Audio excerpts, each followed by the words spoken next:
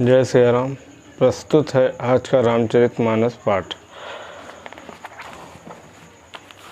समुझ महेश समाज सब जननी जनक मुस्कान, पाल बुझाए विविध विधि निडर हो डर नाहि। श्री तुलसीदास जी कहते हैं कि महेश्वर शिव जी का समाज समझकर सब लड़कों के माता पिता मुस्कुराते हैं। उन्होंने बहुत तरह से लड़कों को समझाया कि निडर हो जाओ, डर की कोई बात नहीं है। लय भगवान बराती आए, दिए सबहि जनवास सुहाए। महीना शुभ आरती सवारी, संग सुमंगल गावहि नारी। आगमन लोग बारात को लिवा लाए। आगवान लोग उन्होंने सबको सुंदर जनवासे में ठहरने को दिए। मैना पार्वती जी की माता ने शुभ आरती सजाई और उनके साथ की स्त्रियां उत्तम मंगल गीत गाने लगी। कंचन थार सोहबर पानी, परिछन चली हरहि हरसानी। बिकट वेश रुद्र ही जब देखा, वलन उर भय भयउ बिसेखा। सुंदर हाथों में सोने का थाल शोभित है। इस प्रकार मैना हर्ष के साथ शिवजी का परिछन करने चली। जब महादेव जी को भयानक वेश में देखा तब तो स्त्रियों के मन में बड़ा भारी भय उत्पन्न हो गया। भागी भवन पैठी अति त्रासा, गए महेशु जहाँ जनवासा। मैना हृदय भयउ दुख भारी, लीनी बोली गिरीश कुमारी। बहुत ही डर के मारे भागकर वे घर में घुस गई और शिवजी जहाँ जनवासा था वहाँ चले गए। मैना के हृदय में बड़ा दुख हुआ। उन्होंने पार्वती को अपने पास बुला लिया। अधिक स्नेह गोद बैठारी, श्याम सरोज नयन भरे बारी।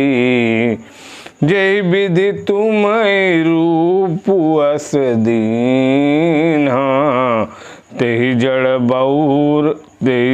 बरु बाउर कस कीन्हा। और अत्यंत स्नेह में गोद में बैठाकर अपने नील कमल के समान नेत्रों में आंसू भरकर कहा, जिस विधाता ने तुमको ऐसा सुंदर रूप दिया, उस मूर्ख ने तुम्हारे दूल्हे को बावले कैसे बनाया। कस कीन बरु बौरा, विधि जेहि तुम्हें सुंदरता दई। जो फल चाहे सुर तरिह, सो बर बस बबूर लागई। तुम सहित गिरते गिरऊ, पावक जरऊ जल निधि महु परो। घरु जाऊ अपजसु हो, जग भी जीवत विवाहु नहाओ करो। जिस विधाता ने तुमको सुंदरता दी, उसने तुम्हारे लिए बर बावला कैसे बनाया। जो फल कल्प वृक्ष में लगना चाहिए वह जबरदस्ती बबूल में लग रहा है। मैं तुम्हें लेकर पहाड़ से गिर पड़ूंगी, आग में जल जाऊंगी या समुद्र में कूद पड़ूंगी। चाहे घर उजड़ जाए और संसार में अपकीर्ति फैल जाए, पर जीते जी मैं इस बावले वर से तुम्हारा विवाह न करूंगी। भई विकल अबला सकल दुखित देखी गिरिनारी। करि बिलाप रोदति बदति, सुता स्नेहु सवारी। हिमाचल की पत्नी मैना को दुखी देखकर सारी स्त्रियां व्याकुल हो गईं। मैना अपनी कन्या के स्नेह को याद करके विलाप करती, रोती और कहती थी, नारद कर मैं का बिगारा, भवन मोर जिन बसत उजारा। अस उपदेशु उमहि जिन दीना। अस उपदेशु उमहि जिन दीना। बहुरे बरहि लागी तपु कीना। मैंने नारद का क्या बिगाड़ा था, जिन्होंने मेरा बसता हुआ घर उजाड़ दिया और जिन्होंने पार्वती को ऐसा उपदेश दिया कि जिससे उसने बावले वर के लिए तप किया। साच होने के मोहन माया। उदासीन धनु धाम न जाया। पर घर घालक लाज न भीरा। बांझ की जान प्रसव कई पीरा। सचमुच उनके न किसी का मुंह है, न माया है, न उनके धन है, न घर है और न स्त्री ही है। वे सबसे उदासीन हैं, इसी से वे दूसरे का घर उजाड़ने वाले हैं। उन्हें न किसी की लाज है, न डर है। भला बांझ स्त्री प्रसव की पीड़ा को क्या जाने। जननिया बिकल बिलो की भवानी। बोली जुत विवेक मृदुबानी। अस विचारी सोचहि मति माता। सो न टरई जो रचई विधाता। माता को विकल देखकर पार्वती जी ने विवेक युक्त कोमल वाणी बोली, हे माता, जो विधाता रच देते हैं वह टलता नहीं है। ऐसा विचार कर तुम सोच मत करो। कर्म लिखा जो बाहुर नाहू। तो कत दोष लगाई काहू। तुम सन मिटई कि विधि के अंका। मातु व्यर्थ जन लेहु कलंका। जो मेरे भाग्य में बावला ही पति लिखा है तो किसी को दोष क्यों लगाया जाए। हे माता, क्या विधाता के अंक तुमसे मिट सकते हैं। वृथा कलंक का टीका मत बन लो। जनु लेहु मातु कलंकु करुणा परिहरहु अवसर नहीं। दुख सुख जो लिखा लीलार हमरे। जाब जहाँ पाऊ बतहीं सुनी उमा वचन विनीत। कोमल सकल अवला सोचहीं। बहुभांति विधि लगाई दूषण।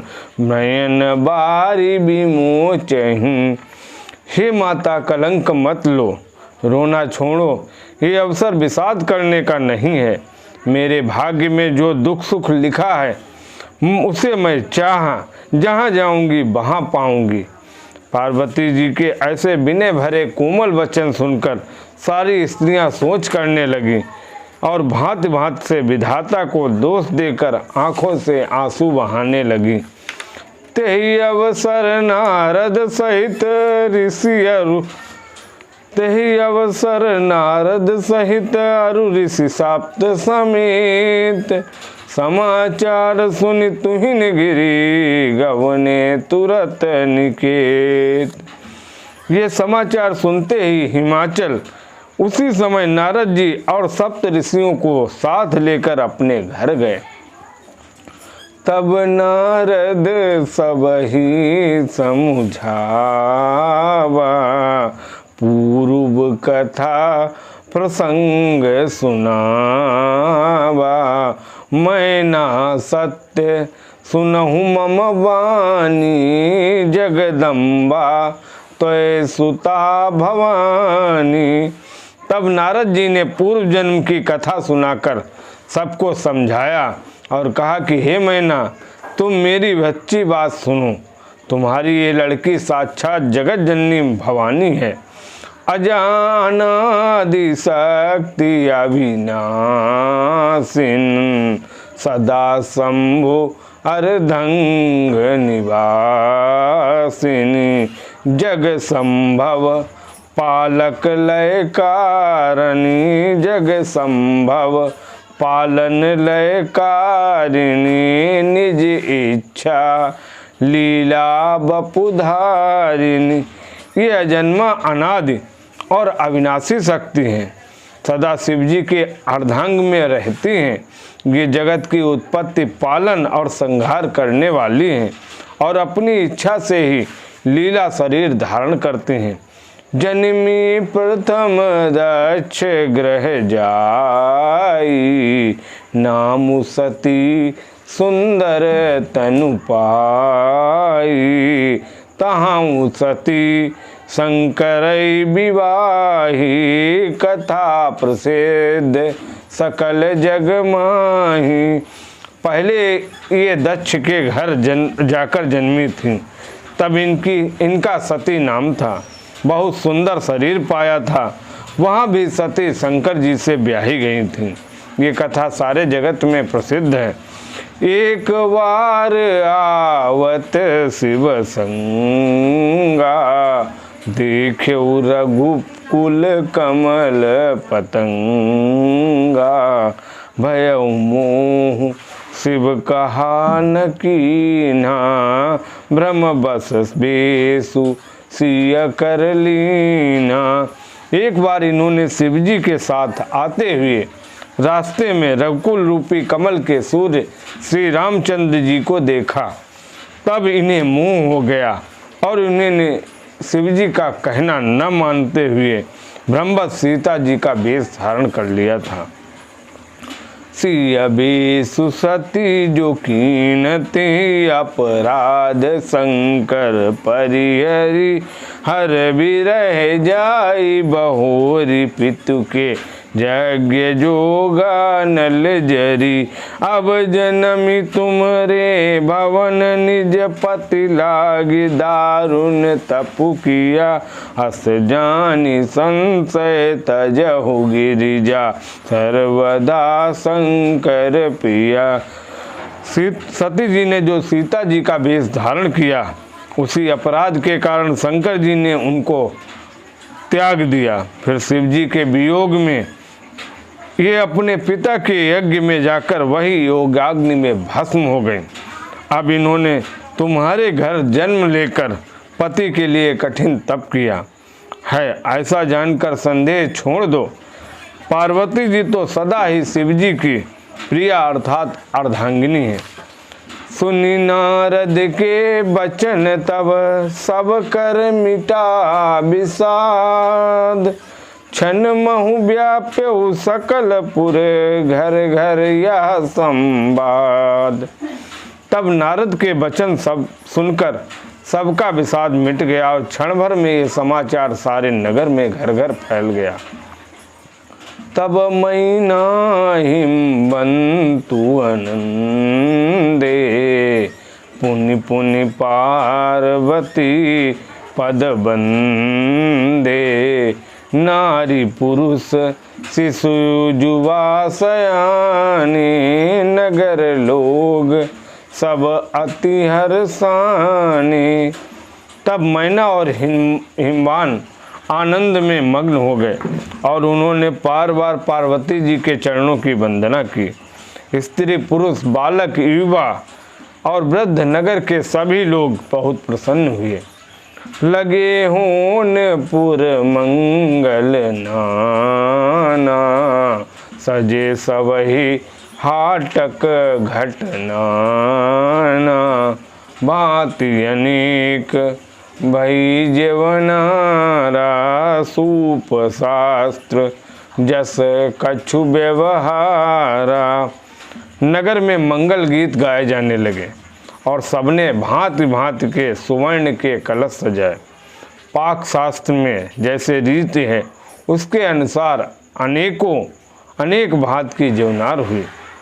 सो जेवनारे की जाई बखानी, बसई भवन जेहि मातु भवानी। सादर बोले सकल बराती, विष्णु विरंची देव सब जाति। जिस घर में स्वयं माता भवानी रहती हूँ, वहाँ की जेवनार का वर्णन कैसे किया जा सकता है। हिमाचल ने आदरपूर्वक सब बारातियों को, विष्णु, ब्रह्मा और सब जाति के देवताओं को बुलवाया। विविध पाति बैठी जेवनारा, लागे परुसन निपुण सुवारा। नारी वृंद सुर जीवत जानी, लगी देन गारी मृदुबानी। भोजन करने वालों की बहुत सी पंगतें बैठी, चतुर रसोइये परोसने लगे। स्त्रियों की मंडलियां देवताओं को भोजन करते जानकर कोमल वाणी से गालियां देने लगी। गारी मधुर स्वर दे सुंदरी, व्यंग बचन बन सुनावई। भोजन करहि सुर अति विलंब, विनोद सुनि सचु पावई। जेवत जो बढ़े आनंद, सो मुख कोटियों न परे कहो। अचवाहि दीने पान गवने, भास जह राजा को रहो। सब सुंदरी स्त्रियां मीठे स्वर में गालियां देने लगी और व्यंग भरे वचन सुनाने लगी। देवगण विनोद सुनकर बहुत सुख अनुभव करते हैं, इसलिए भोजन करने में बड़ी देर लगाते हैं। भोजन के समय जो आनंद बढ़ा वह करोड़ों मुख से भी नहीं कहा जा सकता। भोजन कर चुकने पर सबके हाथ मुंह धुलवाकर पान दिए गए। फिर सब लोग जहाँ ठहरे थे वहाँ चले गए। बहुरी मुनि नहीं बंत कहूँ, लगन सुनाई आय। समय बिलोक विवाह कर, पठय देव बोलाय। फिर मुनियों ने लौटकर हिमवान को लगन अर्थात लग्न पत्रिका सुनाई और विवाह का समय देखकर देवताओं को बुला भेजा। इसी के साथ आज का रामचरितमानस पाठ यहीं समाप्त होता है। बोलो जय सिया राम।